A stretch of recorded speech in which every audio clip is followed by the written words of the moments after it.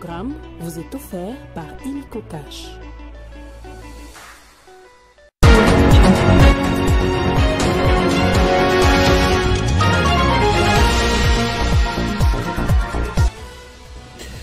L'Assemblée nationale réunie en session extraordinaire depuis ce mardi à Kinshasa appelle à des sanctions ciblées contre le Rwanda. Les députés sont actuellement réunis en commission pour dégager quelques grandes propositions pour le chef de l'État pour que le pays sorte de la crise actuelle de toute urgence.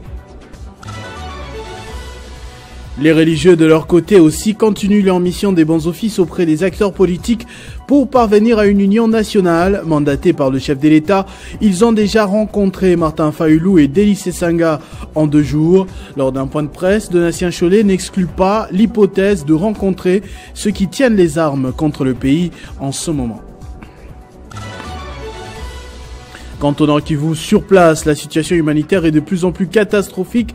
L'ONU a publié un nouveau bilan très alarmant de plus de 3000 morts lors des combats pour le contrôle du chef-lieu Goma. Le gouvernement plaide pour un couloir humanitaire pour faire parvenir urgemment l'aide aux blessés.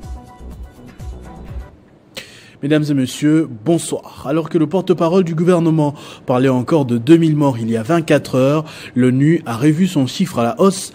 Pas moins de 3000 personnes sont tombées entre dimanche et jeudi dans les combats qui ont opposé l'armée rwandaise et les forces armées de la République démocratique du Congo pour le contrôle du chef-lieu de la province du Nord Kivu, Goma. Il n'y a donc plus aucun doute, il s'agissait d'une véritable boucherie à ciel ouvert. Le gouvernement de la République, par la voix du ministre de la Santé, a publiquement demandé ce mercredi l'ouverture d'un couloir humanitaire afin de venir rapidement en aide à plusieurs victimes blessées. Samuel Kamba collectait du sang depuis la semaine dernière et plusieurs autorités allant de la première dame à ses collègues ont répondu à cet appel et ont participé à la mobilisation de la population pour plus d'impact. Invasion de la RDC par l'armée rwandaise. Les évêques de la SENCO et de l'ECC ont poursuivi ce mercredi leur mission des bons offices avec le mandat du président de la République en vue d'une unité nationale. Après Fayulu, Délice Sanga a reçu une délégation conduite par Donatien Cholet et Eric Nsea. Quelques heures plus tôt, lors d'une conférence de presse, ils ont confié qu'ils ne vont mettre de côté aucune partie, y compris les Congolais qui ont les armes en ce moment. Un dialogue direct avec les rebelles du M23 soutenu par les Rwandais a toujours constitué une ligne rouge à ne pas franchir pour Félix Tshisekedi dans la plupart de ses discours. La conférence épiscopale nationale du Congo et l'Église du Christ au Congo comptent procéder autrement à travers leur plan des sorties des crises présenté à la presse au centre interdiocésain au cours d'un échange avec les journalistes à Kinshasa. Et vous avez appris qu'à ces jours, nous avons été reçus par le chef de l'État, le président de la République, et après cette rencontre, nous sommes déjà en train de rencontrer d'autres acteurs, notamment ceux de la composante politique, mais aussi de la composante société civile. Ces plans prennent également en compte dans les discussions ceux qui ont pris les armes avec les soutiens des pays étrangers. Le secrétaire général de la SENCO, Donatien Cholet, estime que dans le cadre du projet Pacte social pour la paix et les bien vivre ensemble en RDC et dans les Grands Lacs ne sera pas possible s'il faut se passer de cette catégorie des Congolais. Par rapport au contact avec le M23, je vous dis simplement que nous avons une bonne expérience qui a fonctionné quand M23 occupait une bonne partie de l'Est, juste je crois Kabumba entre Rutshuru et Goma. Nous, la SENCO, nous sommes allés, c'était en pleine guerre, nous sommes allés. On a fait des contacts préliminaires aussi avec eux pour nous assurer qu'ils ne vont pas nous enlever quand on va arriver là-bas. Nous avons échangé avec eux, nous avons dit ce que nous croyons comme bien du pays dans cette crise. Ils ont donné leur cahier des charges que nous avions donné à qui les doit. Les cas des acteurs sociopolitiques exilés sera également pris en compte pour un dialogue inclusif. La prise de la ville d'Egoma par les rebelles M23 AFC RDF aggrave la crise sécuritaire, humanitaire et économique dans la région. Les combats ont intensifié la détresse des populations locales et Félix Tshisekedi a, dans son dernier message à la nation, annoncé une riposte militaire rigoureuse et coordonnée pour récupérer les zones occupées par les rebelles du M23. À l'Assemblée nationale, les élus poursuivent les travaux en plénière ce mercredi dans le cadre de la session extraordinaire dans la guerre du pays. Les commissions mises en place réfléchissent sur les pistes des solutions à proposer au chef de l'État afin d'endiguer la crise sécuritaire. D'après nos sources à la Chambre basse du Parlement, le patron de la Défense nationale a été auditionné par la commission Défense et Sécurité et certains élus ont eu des mots durs à son égard. D'autres ont même exigé son départ du gouvernement pour incompétence. Pendant ces temps, c'est-à-dire dehors, à l'esplanade du Palais du Peuple, le ministre de l'Industrie, Louis Watoum Kabamba, a répondu à l'appel de son collègue de la Santé qui collecte le sang pour venir en aide aux blessés dans la province du Nord-Kivu. Par la même occasion, il a annoncé la création d'une plateforme numérique solidaritéest.com afin de mobiliser les fonds en faveur des FARDC, les Wazalendo et les populations meurtries dans l'est du pays. Répondant à l'appel du chef de l'État, Félix-Antoine Tshisekedi Tshilombo, en cette période difficile que traverse la République démocratique du Congo, avec cette guerre d'agression imposée par les Rwandais et qui continue à faire de nombreuses victimes, le ministre de l'Industrie, Petite et Moyenne Entreprise, a mobilisé les siens pour faire les dons de sang ce mercredi 5 février devant le Palais du Peuple. Un geste de compassion et de solidarité pour toutes les populations meurtries dans l'est du pays, les FARDC et les Wazalendo. L'heure n'est pas à des déclarations. L'heure est à poser des actes concrets qui vont dans le sens, d'un côté, de soulager la précarité, la douleur et les difficultés que rencontrent nos populations à l'Est, mais également des actes qui vont dans le sens de donner tout le support dont nos forces armées, nos unités combattantes ont besoin, les Wazalendo et autres, sur les champs de combat. Louis Watoum Kabamba a aussi créé une plateforme numérique dénommée solidaritéest.com en un seul mot pour mobiliser les fonds via M-Pesa, Orange Money, Airtel Money et carte Visa avec un objectif bien précis. Nous nous sommes fixés un plafond ou un objectif de $1 million que nous voulons collecter et nous avons commencé par montrer l'exemple au niveau de notre cabinet, au niveau de notre ministère, au niveau de toutes les structures qui sont sous notre tutelle et ainsi qu'au niveau de nos divisions provinciales qui sont dans plusieurs provinces à l'intérieur du pays pour que tout le monde contribue. Celui qui gagne peu contribuera peu, celui qui gagne plus contribuera plus pour que nous ayons une somme substantielle que nous pouvons faire parvenir en temps réel à nos unités combattantes. Cette campagne de mobilisation des fonds en faveur des victimes de la guerre rwandaise s'étale sur 1 mois et concerne tous les Congolais d'ici et d'ailleurs. En même temps, les condamnations en interne se poursuivent. Le secrétaire exécutif adjoint du gouvernement Masuka est monté au créneau pour dénoncer l'entrée illicite des troupes du régime de Kigali sur les terres de la RDC. Il invite la jeunesse, toutes les forces politiques et sociales de la RDC à mettre de côté leur coloration politique pour faire échec à cette nouvelle tentative d'expropriation de nos terres, dit-il. Rudolph Bongo Meki invite tout le peuple congolais à se ranger derrière le chef de l'État pour défendre la nation qu'il considère comme étant l'âme collective. La patrie est un tout formé par le pays et ses habitants. Nous devrions aujourd'hui, en ce moment, faire preuve, n'est-ce pas, de notre citoyenneté.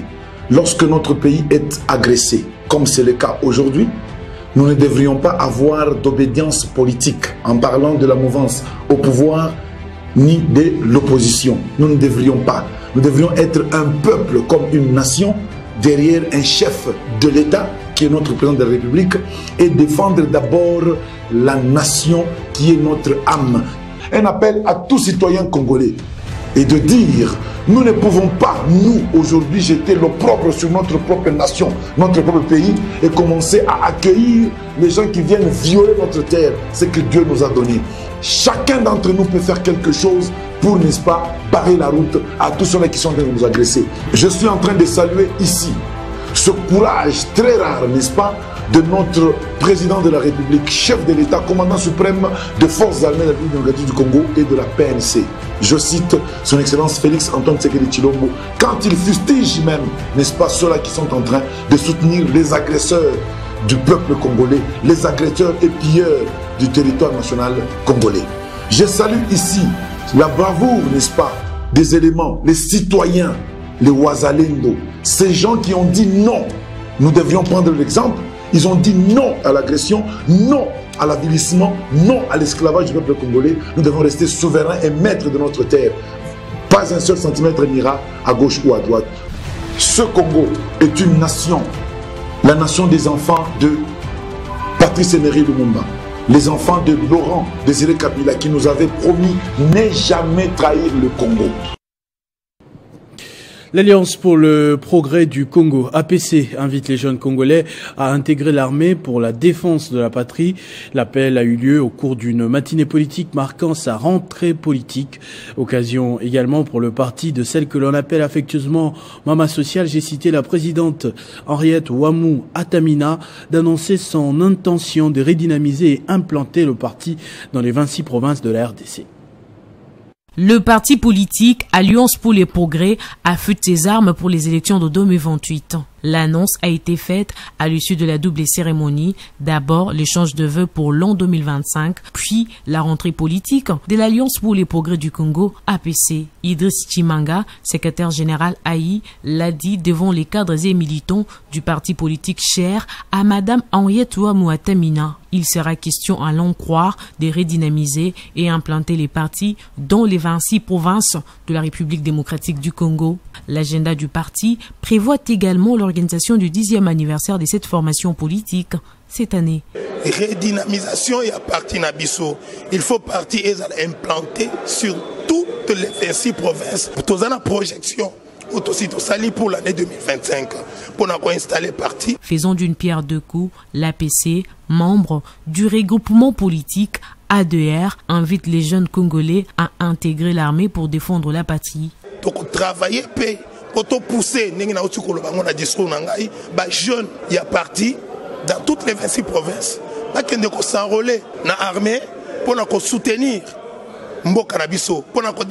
L'APC et l'ADR réitèrent leur soutien au chef de l'État, commandant suprême et au FARDC en cette période de crise sécuritaire qui frappe l'Est de la République démocratique du Congo, plus particulièrement la ville de Goma, pour ainsi mettre l'ennemi hors d'état de nuire. Du dimanche 26 au jeudi 30 janvier, le New Caire, la capitale d'Égypte, a vécu la 8e réunion de haut niveau des présidents des cours constitutionnelles et des conseils constitutionnels africains ainsi que des pays arabes. Cette rencontre a mis en lumière le rôle crucial de la constitutionnalité dans le développement de peuples africains au cœur des débats. Dieudonné Kamoleta pour le compte de la RDC avec une contribution significative en termes de partage d'expérience. La réunion de la capitale égyptienne représente une étape importante dans la consolidation de la gouvernance constitutionnelle en Afrique, car elle a permis d'échanger des idées et des pratiques sur la manière dont les systèmes constitutionnels peuvent soutenir les développements et la stabilité dans un contexte souvent marqué par des crises politiques et sociales. Dieudonné Kamoleta s'est distingué lors de cette rencontre à travers sa direction du panel sur les dispositifs juridiques en période exceptionnelle. Son intervention a non seulement mis en avant l'importance de la protection des droits et libertés dans la gestion des crises, mais également souligné les défis uniques auxquels la RDC fait face, notamment la continuité de l'état des sièges et les troubles persistants à l'est du pays. En date du 3 mai 2021, le président de la République a proclamé l'état de siège sur une partie du territoire de la République, précisément dans la partie est de la RDC qui commet de troubles suite à l'invasion, à l'instrumentalisation de certains membres ou de certains groupes par les États voisins. Le président de la République a saisi dans le cadre de l'état de siège la Cour constitutionnelle pour que celle-ci dise si les ordonnances du 24 mai 2021 déroger ou non à la Constitution. Les circonstances exceptionnelles remettent au président de la République la latitude. La reconnaissance par les présidents égyptiens Abdel Fattah al-Sisi et les échanges bilatéraux avec d'autres présidents des cours constitutionnelles témoignent de l'importance croissante de ces dialogues pour renforcer les liens entre les nations africaines. Ces discussions sont essentielles pour favoriser une meilleure compréhension des enjeux politiques et juridiques qui affectent les continents africains. Une grande messe écuménique a été organisée ce mercredi à Bukavu, dans le sud Kivu, par les femmes de toutes les confessions religieuses, avec pour objectif d'implorer la grâce divine face à la menace des rebelles du M23 soutenus par le Rwanda. Cette union de prière s'est tenue dans la salle du centenaire de la paroisse Mater Dei de Bukavu. Il visait également à unir la population du sud Kivu, en particulier les mamans, dans la prière et le recueillement en mémoire des compatriotes congolais victimes des violences perpétrées par l'armée rwandaise et ses alliés. Pleine comme un œuf, la salle du centenaire de la paroisse Mater Dei en commune d'Ibanda a accueilli ce 5 février 2025 le département des femmes de toutes les confessions religieuses qui se sont réunies pour une prière écuménique en faveur du retour de la paix dans la partie est de la RDC victime d'agression rwandaise. Une occasion en or pour ces femmes d'implorer la grâce divine et inciter les autorités de la région des Grands Lacs à pacifier l'est de la RDC.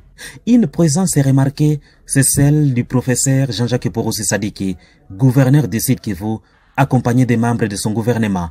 Ici, des bougies ont été allumées en signe de deuil avant que les participants lèvent leur voix pour adresser leurs prières à Dieu afin que les belligérants puissent enterrer leur hache de guerre et faire la paix une réalité. Tuliona wanaanza mpango wa kututafutia amani wakikutanana na wakuu wa nchi yetu kwa kuleta umoja kati ya wakongomani. Mungu mtakatifu uweze kuwasaidia. S'adressant à ces femmes issues des confessions religieuses, massées par milliers, le gouverneur du Sud Kivu, le professeur Jean-Jacques Poroussi Sadiki, a salué les efforts consentis par le président de la République, Félix Antoine Tshisekedi, allant dans le cadre du retour effectif et rapide de la paix dans la partie est du pays. Grâce à l'appui que le chef de l'État, Félix Antoine Tshisekedi Tshilombo, nous apporte avec tout le gouvernement, grâce à sa détermination, mais aussi grâce à l'appui de nos compatriotes qui vivent partout dans la diaspora, à Kinshasa et ailleurs, notamment la première dame, Madame Denise Nyakero, qui est de cœur avec nous et qui nous accompagne. À la fin de la prière, le gouverneur du Sud Kivu, le professeur Jean-Jacques Poroussi Sadiki, a marché à pied de la paroisse Mater Dei jusqu'à la route principale, une façon pour lui de rassurer ses administrés que les forces armées congolaises et les Wazalendo sont sur le pied de l'ennemi afin de restaurer la paix. Pendant la présence ce communiqué du ministre du Commerce extérieur, Julien Paluku, qui reconduit les mesures de restriction temporaire d'importation pour une durée de 12 mois. Il s'agit notamment, des cathodes en acier inoxydable dans la partie sud-est du pays, 2, des détergents liquides et en poudre dans la partie sud-est de la RDC. En cas de nécessité d'approvisionnement dans les parties du territoire national où les consommateurs ont un accès difficile aux produits locaux, les opérateurs économiques peuvent bénéficier d'une dérogation d'importation accordée par le ministère du Commerce extérieur. Les requérants doivent spécifier expressément et préalablement dans sa lettre de demande les lieux de destination et le numéro de lot de la marchandise concernée. La dite demande doit être accompagnée de la liasse documentaire validée par le guichet unique intégral du commerce extérieur à défaut d'être rejetée. Alors que le monde est marqué par l'évolution rapide des médias et les défis croissants relatifs à l'information, les hauts conseillers de la République, membres du Conseil supérieur de l'audiovisuel et de la communication, participent à un atelier d'échange, d'expérience sur la régulation des médias. Cette rencontre se tient à la résidence Saint-Pierre-Claver aujourd'hui et demain, jeudi 6 février. Cet atelier d'échange bénéficie de la participation d'experts internationaux, tous anciens présidents d'instances de régulation de médias en France, en Tunisie et au Niger. Ces spécialistes partagent leurs expériences et meilleures pratiques en matière de gouvernance et de contrôle du paysage médiatique dans un contexte où la désinformation et les discours de haine constituent de menaces croissantes pour la stabilité démocratique. Durant ces 2 jours d'échange, plusieurs thèmes essentiels sont abordés, notamment la régulation de médias comme condition d'une démocratie fonctionnelle, une réflexion sur l'importance du cadre régulatoire pour garantir une information fiable et pluraliste, la place du régulateur dans un système médiatique démocratique, le rôle du CESAC dans l'encadrement de médias et la préservation de l'ordre. Cet atelier s'inscrit dans une dynamique de renforcement des capacités de membres du Conseil supérieur de l'audiovisuel et de la communication afin de garantir un paysage médiatique équilibré et conforme aux principes démocratiques. En partageant leurs expériences, les experts invités apportent des perspectives nouvelles qui permettront d'adapter la régulation de médias aux évolutions actuelles et aux défis du numérique. Les conclusions de cette rencontre seront essentielles pour améliorer la gouvernance médiatique en République démocratique du Congo en vue d'une information plus transparente et responsable. Le célèbre leader politique et compagnon de l'ancien président Omar Bongo, l'opposant Louis Gaston, est décédé ce mercredi à l'âge de 78 ans en France, où il séjournait pour des soins médicaux. Nommé plusieurs fois ministre, le fondateur du Parti de l'Unité du Peuple a joué un rôle clé dans la vie politique du Gabon. Le célèbre avocat gabonais Louis Gaston Maïla, mais surtout célèbre leader politique des fidèles compagnons de l'ancien président Omar Bongo, est mort ce mercredi 25 février en France, où il séjournait pour des soins médicaux. Ancien ministre, président du Conseil économique et social de 1997 à 2006 et figure de l'opposition, il a joué un rôle clé dans la vie politique du pays ces 50 dernières années. En 1974, il quitte son travail dans le pétrole pour le poste de conseiller personnel d'Omar Bongo. Il n'a que 27 ans. Un an plus tard, il devient directeur de cabinet du chef de l'État. Son ascension politique est fulgurante. Il est nommé plusieurs fois ministre. Lorsque vint la conférence nationale de 1990, il est parmi la jeune garde qui entoure Omar Bongo, vilipendé par la classe politique. Leurs chemins se séparent. En 1992, Louis Gaston Maïla démissionne de l'entourage de Bongo.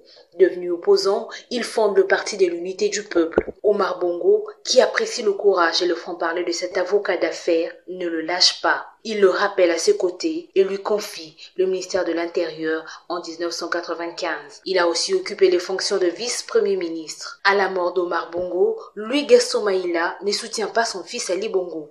Il bat campagne pour l'opposant Pierre Mambundu en 2009 et Jean Ping en 2016. Il est resté dans l'opposition jusqu'à sa mort. C'est ainsi que ce journal se termine. Je vous en rappelle tout de suite les principaux titres. L'Assemblée nationale réunie en session extraordinaire depuis ce mardi à Kinshasa appelle à des sanctions ciblées contre le Rwanda.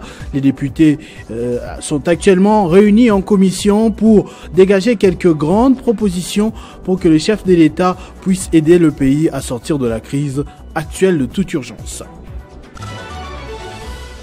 Les religieux de leur côté aussi continuent leur mission de bons offices auprès des acteurs politiques pour parvenir à une union nationale. Mandatés par le chef de l'État, ils ont déjà rencontré Martin Fayulu et Delis Esanga en 2 jours. Lors d'un point de presse, Donatien Cholet n'exclut pas l'hypothèse de rencontrer ceux qui tiennent les armes contre le pays en ce moment. Quant au Nord Kivu sur place, la situation humanitaire est de plus en plus catastrophique. L'ONU a publié un nouveau bilan très alarmant de plus de 3000 morts lors des combats pour le contrôle du chef-lieu Goma. Le gouvernement plaide pour un couloir humanitaire pour faire parvenir urgemment l'aide aux blessés. À tous et à toutes, merci de votre attention soutenue. Restez fidèles au programme de votre chaîne Télé 50. Vivez heureux, vivez 100 ans, mesdames et messieurs.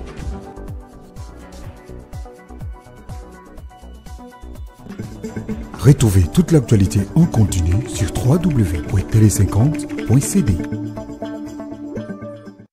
Ce programme vous a été offert par Illico Cash.